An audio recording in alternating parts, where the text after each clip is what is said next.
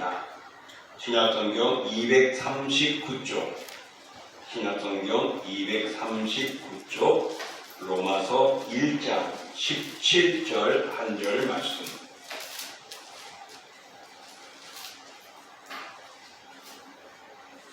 로마서 1장 17절 우리 같이 봉독합니다. 복음에는 하나님의 의가 나타나서 믿음으로 믿음에 이르게 하나니 기록된 바 오직 의는 믿음으로 말미암아 살리라 함과 같으리라. 아멘. 자, 오늘 본문을 통하여서 종교개혁의 정신이라는 제목을 가지고 같이 나눠보고자 합니다.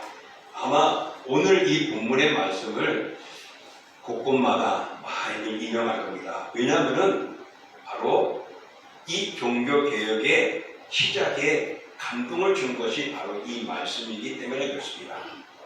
종교개혁의 일의 시작이 되어진 것이 루터입니다. 루터는 오늘 말씀을 통하여서 정말 성경으로 돌아가자라고 외쳤습니다. 우리 인생에게 개혁이 없으면 종교개혁도 없고 신앙의 새로움도 없습니다. 그러므로 우리가 변화되어야 됩니다. 많은 분들은 교회가 달라져야 우리가 변화된다 그러면 거꾸로 생각해보면 내가 변하면 우리가 세상이 변해지는 것입니다. 오늘 종교개혁 508주년 기념주일입니다.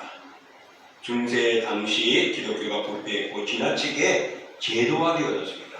의식화되어졌습니다.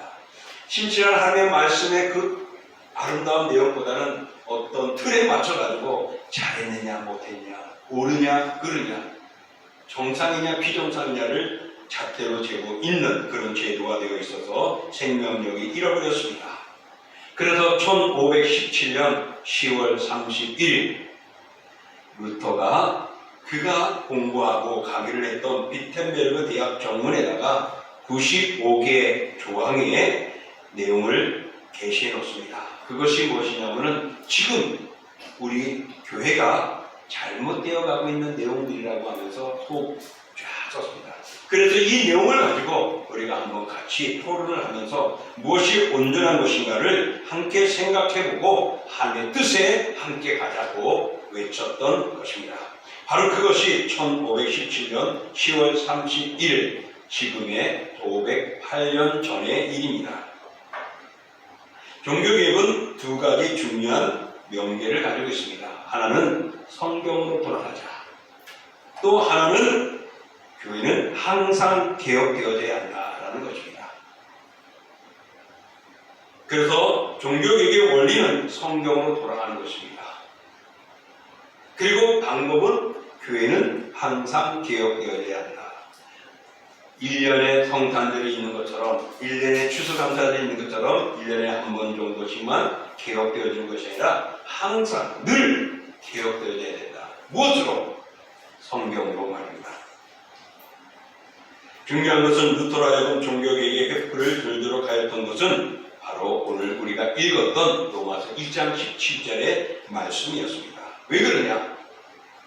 의인은 믿음으로 말미암는 것이지 행위와 고행과 어떤 노력과 어떤 공력에 의한 것이 아니라는 것입니다. 다시 말하면 당시의 교회는 이런 행위가 우선이 되어져 버렸고 그것이 잘했냐 못했냐에 따라서 그 사람이 착한 사람 못한 사람 천국 간다 못 간다를 평가했던 때였습니다. 바로 중세 그 당시의 교회는 지금의 교회는 달랐습니다. 바로 그 당시에는 하나 지금에 말하는 천주교, 캐톨릭이 하나였습니다. 그런데 이 종교개혁이 생겨나고부터는 이제 구교와 신교로 바뀝니다. 구교는 캐톨릭, 즉 천주교를 말하고 신교는 개신교, 그래서 지금의 장로교 또한 성결교, 기독교, 감리교 또 다양한 모습으로 신대교 등으로 이렇게 종파들이 있어서 생겨나는 것입니다. 그러니 이 종교개혁은 지금의 기독교를 새롭게 만드는 모습을 우리에게 주어진 것입니다. 오늘 종교개혁의 정신은 믿음, 오직 믿음에서 믿음으로 이르게 된다는 것을 말합니다. 믿음에서 믿음으로 이르는 믿음이라고 오늘 로마서 1장 1장 17절을 말합니다. 이것을 누가? 루터가 외쳤어요. 그렇지만은 루터는 성경을 인용한 겁니다. 그가 성경에서 있는 말씀을 깨닫고 외친 겁니다. 그 이전에 바로 사도 바울이 외쳤던 것이죠. 그러니 사도 바울 당시에도 잘못된 사상들이 있었습니다. 그래서 오직 의인은 믿음으로 말미암아 살리라 했고, 이런 믿음을 가지고 구원을 받고 영원한 나라에 들어가는데 시간이 흘러오면서 천주교가 부패해져 버렸고 공력과 물질이 난무하게 되어졌고 어떤 제도화 되어가며 성경의 기쁜 은혜의 말씀들은 사라져버리고 말았던 것입니다.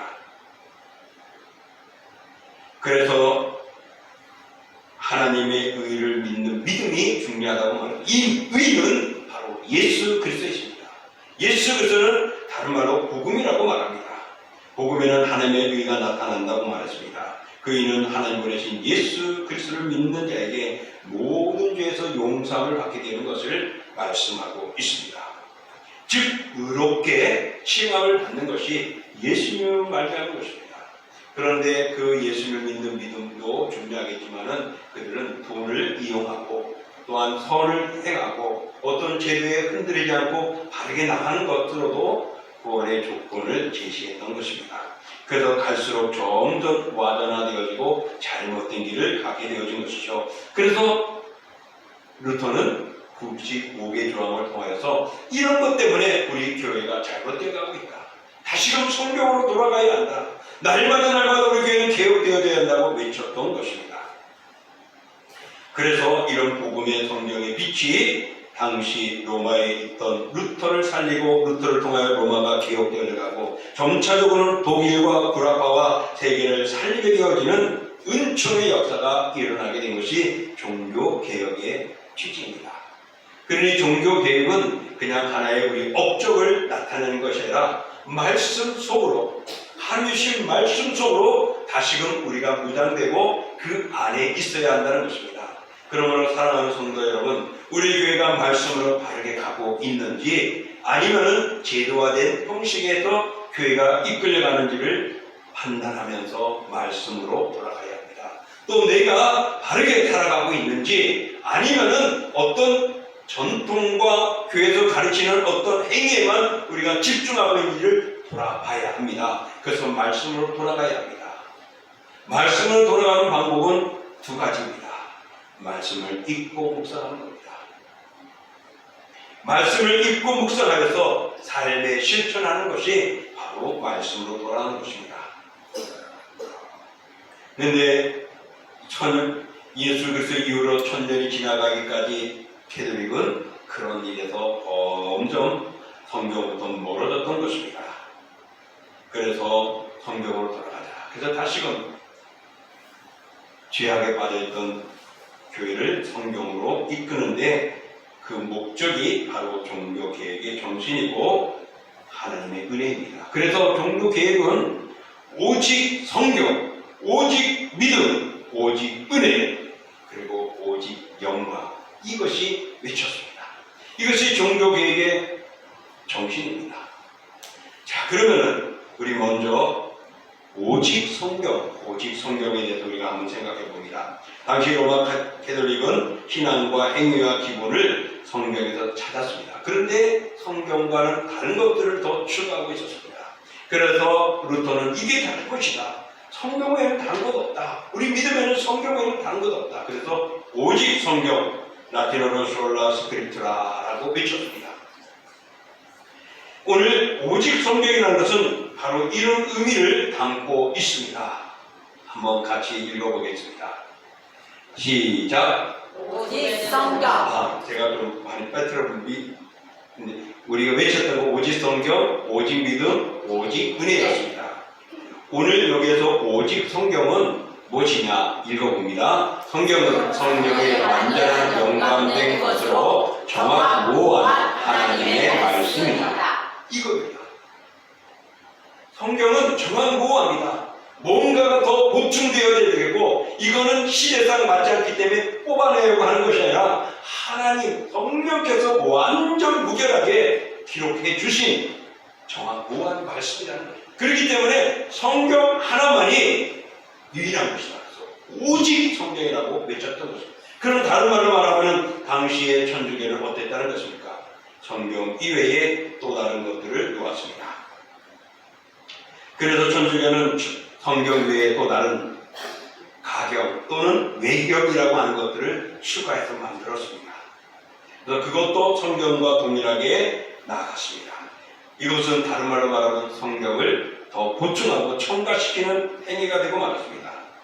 그런가 하면은 또 그들에게는 교황이 외치는 말에 그 말이 성경보다 더 우위에 있다라고 말했습니다. 그리고 교회가 성경을 정론화시켰기 때문에 교회는 성경 위에 있다라고 말을 했던 것입니다.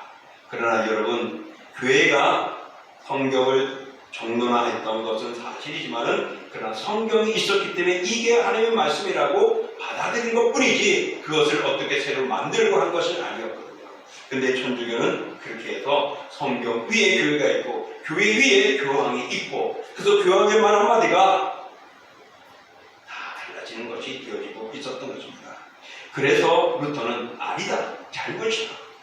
성경 하나만이 완전한 것이고 성경 위에 교황이 있을 수 없고 성경 밑에 교황이 있고 성경 밑에 교회가 있는 것이다 라고 외쳤던 것입니다. 그래서 성경 위에 어떤 권위도 인정할 수 없고 교황도 왕도 교회도 그 성경 권위 앞에서는 절대 복종해야 한다는 것이 바로 종교개혁의 정신입니다. 그래서 마틴 루터는 성경으로 돌아가야 한다라고 외쳤던 것입니다.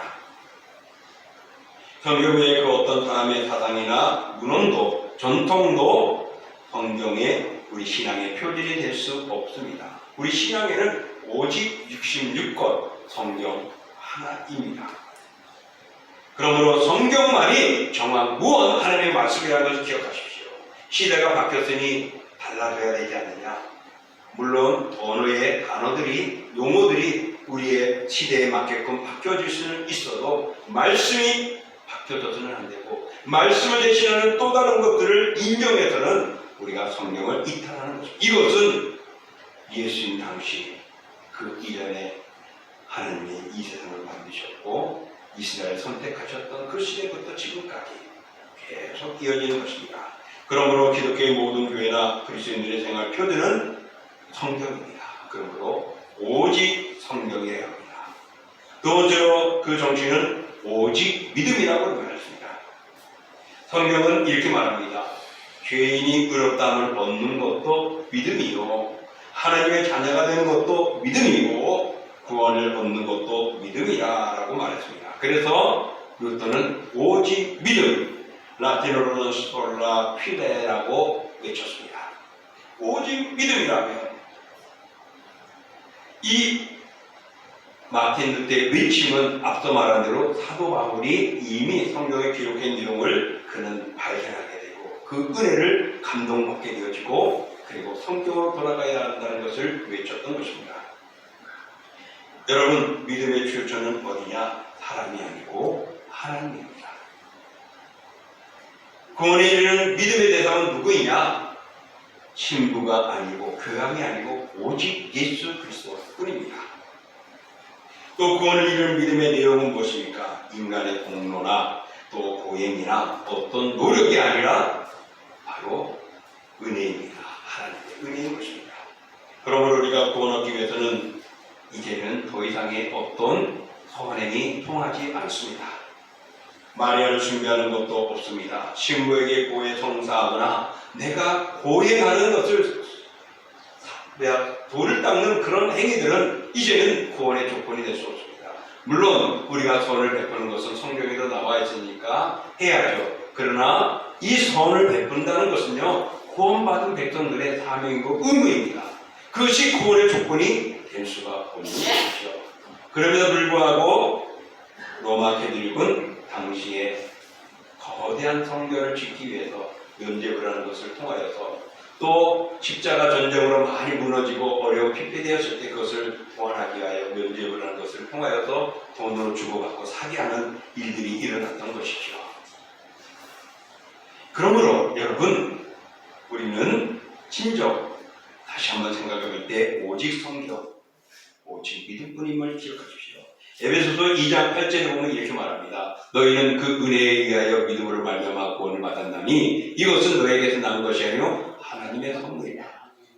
우리가 은혜를 받을 때 그 은혜는 믿음도 은혜라고 말합니다. 구원도 은혜라고 말합니다. 하나님의 선물도 은혜라고 말합니다. 그래서 구절에 이렇게 말합니다. 읽어볼까요? 행위에서 난 것이 아니니 이는 누구든지 자랑하지 못하게 하니라.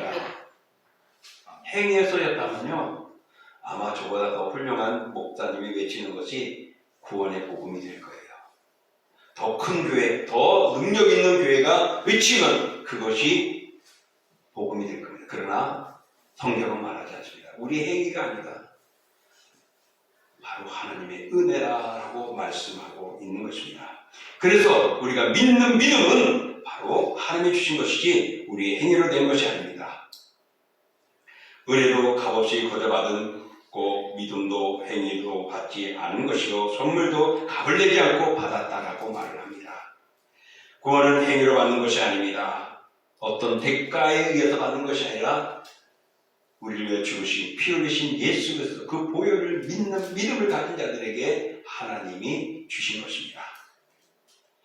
그러므로 믿음만 가지고 얻는 것임을 기억하십시오. 갈라디아서에 보면 이렇게 말합니다. 우리 읽어볼게요. 사람이 그렇게 되는 것은 율법의 행위로 말미암음이 아니요 오직 예수 그리스도를 믿음으로 말미암는 줄 알므로 우리도 그리스도 예수를 믿나니 이는 우리가 율법의 행위로서가 아니고 그리스도를 믿음으로써 의롭다함을 얻으려 함이라. 율법의 행위로서는 의롭다함을 얻을 육체가 없느니라.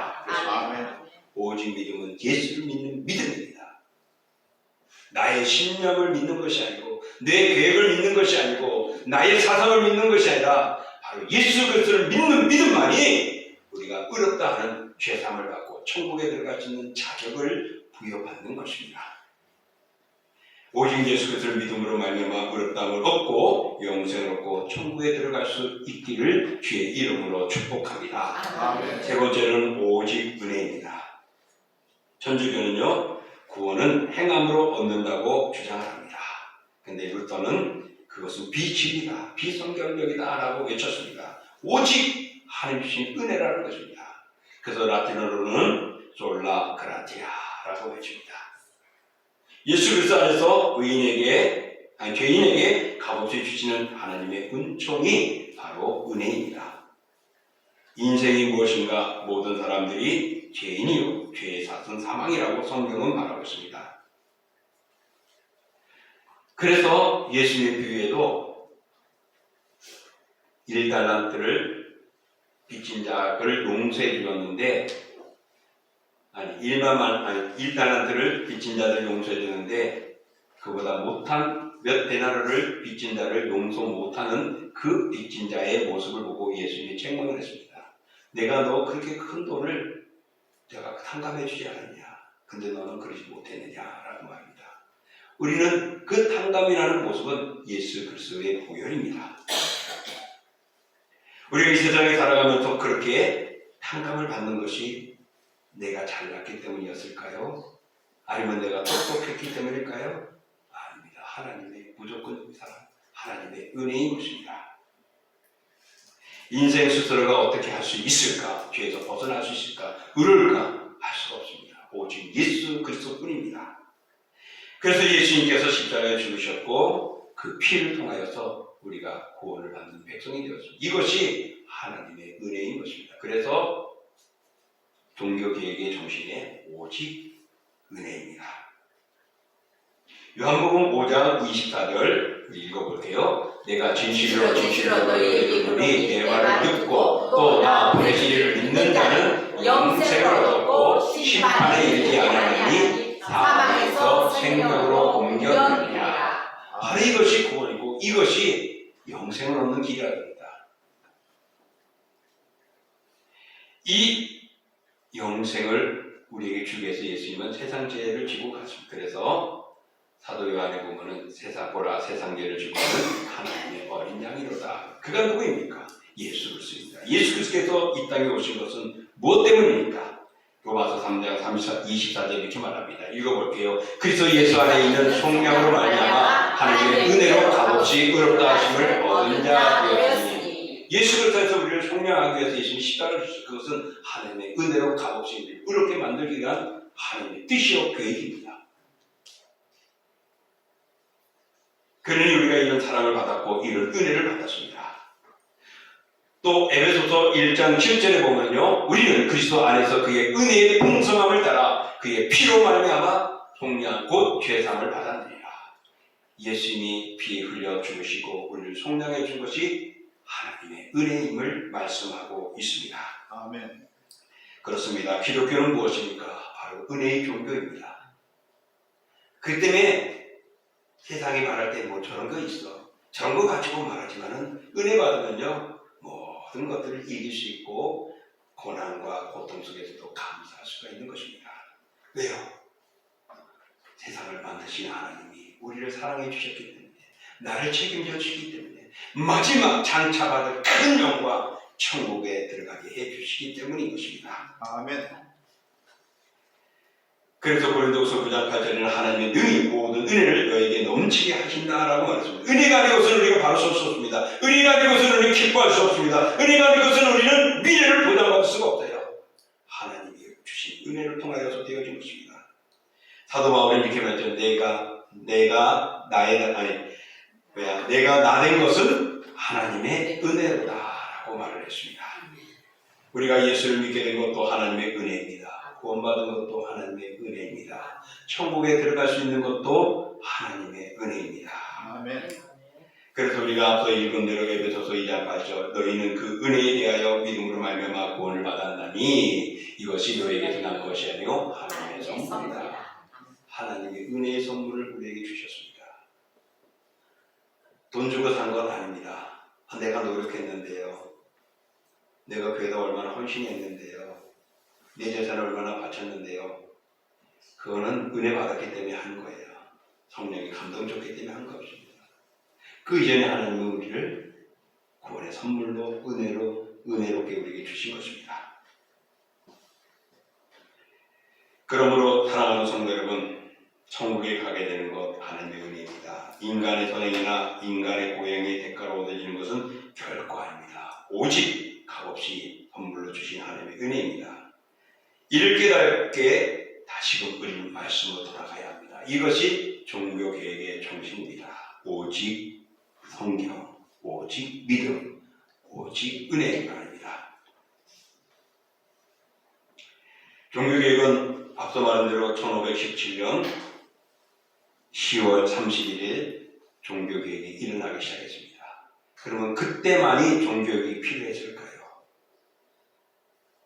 또 예수님께서는요 6월절에 성전에 들어가서 성전을 청결하게 해줍니다. 지저분하고 뭔가 다 없애버리고 청결하게 만들었어요.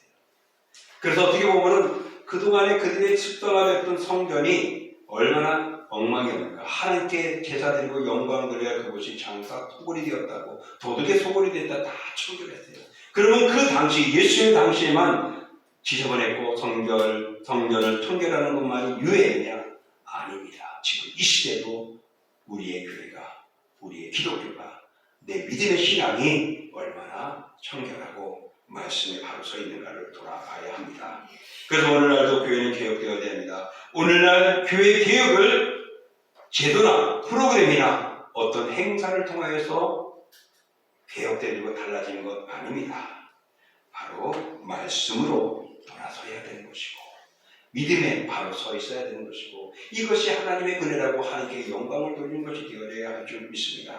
아멘. 그렇지 않으면 우리는 책망을 받고 결국은 망하고 말 것입니다. 세상 사람들에게 비웃음거리가 될 것입니다. 사랑하는 성도 여러분, 종교 개혁은 비웃음이 되지 않고 온전히 쓰기 위한 것입니다. 그 비웃음은 세상의 비웃음이 아니라 하나님의 비웃음에 우리가 버림받지 않게 해서 다시 말씀으로 돌아가자 라는 것이었죠.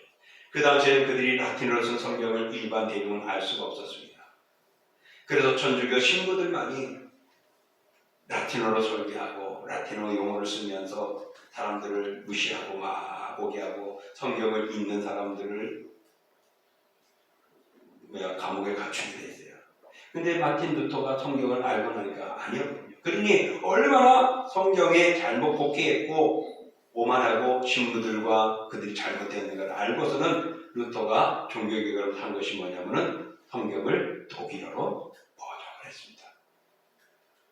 번역한 성경이 그때는 비쌌지만 그 읽어보니 하나님의 말씀이 일반 성도들이 아멘 아멘 했던 거고 인쇄술이 거기서부터 발전되어지면서 성경이 많이 보급되어지기 시작하면서 모든 사람들이 말씀의 은혜를 알 때 그래 이것이 말씀이구나. 말씀으로 돌아가자. 이것이 그것이구나. 예수 그리스도를 믿는 믿음뿐이구나. 내가 왜 구원받았지? 하나님의 은혜이구나를 알게 된 것입니다. 이제 말씀을 정리합니다. 개혁자들의 그 정신을 우리 깊이 생각해야 합니다. 오직 성경, 오직 믿음, 오직 은혜. 여러분, 이것의 결론은 무엇이냐면요. 우리 같이 한번 읽어보겠습니다. 오직 하나님께 영광. 하나님께 영광 돌리고자 교회가 더 부흥하기 위한 것이고 기독교가 더욱더 다른 타종교보다 우월해서기 위한 것이 아니었습니다. 하나님께 영광입니다. 하나님은 누구죠? 창조주입니다. 하나님은 누구죠? 저와 여러분의 주인이십니다. 하나님은 누구죠? 우리의 아버지이십니다. 하나님은 누구죠? 그 아들 예수 그리스도를 보내주셨습니다. 하나님은 누구죠? 죽은 자도 살리시는 분이십니다. 하나님은 누구이죠? 병든 자를 고치시는 분이십니다. 하나님은 누구시죠? 우리를 영원한 나라에 들어갈 수 있도록 천국을 준비해 놓으신 분이십니다. 이제 그 나라에 들어가기 위해서 우리는 성경으로, 믿음으로, 은혜로 살아가야 할 것이고 그 모든 사람이 오직 하나님께 영광이 되어져야 할 줄 믿습니다. 그래서 사도 바울은 이렇게 외쳤어요. 고린도서 10장 37절 읽어봅니다. 그런즉 너희가 먹든지 마시든지 무엇을 하든지 다 하나님의 영광을 위하여 하라. 아멘. 오늘 교회 나온 사람의 영광을 위해서 나왔습니까? 아멘. 아멘, 아멘. 그렇습니다. 이제 집에 돌아가는 것도, 차를 운행하는 것도, 식사를 하는 것도, 예배를 끝나고 식사 교제를 하는 것들도 우리의 기쁨과 교제이지만 하나님의 영광이 되기를 축복합니다. 아멘. 사랑하는 성도 여러분, 보이지 않는 일들을 하고 계정을 맡아 수고하고 식사를 준비하고 차량 운행하고 여기저기 청소도 하고 이 모든 것 맡겨지기 때문에 하겠지만은 그러나 이제부터는 좀 더 생각해서 하나님의 영광 받을 거 생각하며 임하십시오. 그러면 우리 교회가 더 반질반질해질 줄 믿습니다. 아멘. 지금 더 반질반질하지만요. 그렇습니다. 모든 것이 하나님의 영광입니다. 그래서 사도 바울은 이렇게 말했습니다. 읽어봅니다. 우리가 다 살아도 주를 위하여 살고 죽어도 주를 위하여 죽나니 그러므로 사나 죽으나 우리가 주의 것이로다. 아멘. 얼마나 좋았으면 그러므로 사나 죽으나 노래가 있어요.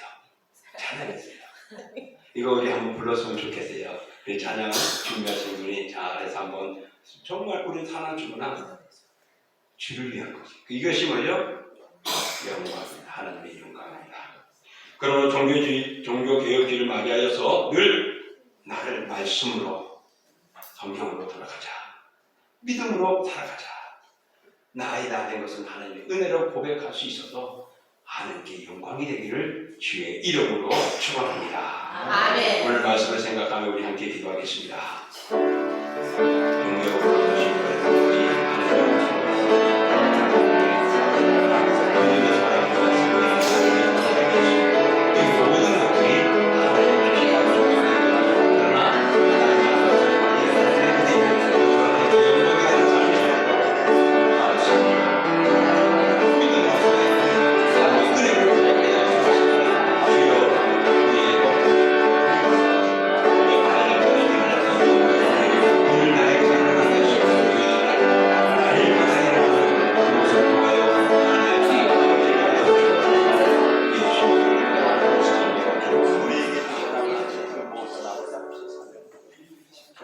오직 성경, 오직 믿음, 오직 은혜.